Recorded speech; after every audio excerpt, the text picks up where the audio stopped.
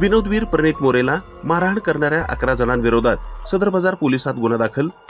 Police उपायुक्त विजय कबाडे यांची माहिती. मराठमोळा विनोदवीर प्रणित मोरेला सोलापुरात नुकतीच मारहाण करण्यात आली होती. या मारहाण प्रकरणी 11 जणांविरोधात सदर बाजार पोलिसात गुन्हा दाखल करण्यात आला आहे. प्रणित मोरेचा सोलापूर पोलिसांनी जबाब नोंदवून घेतला आहे.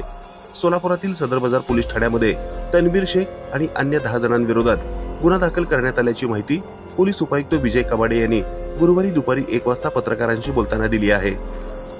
प्रणित मोरे यांना 2 तारखेला जी मारहाण करण्यात आलेली आहे, स्टँडअप कॉमेडियन प्रणित मोरे आपल्याकडे एका कार्यक्रमासाठी आले होते.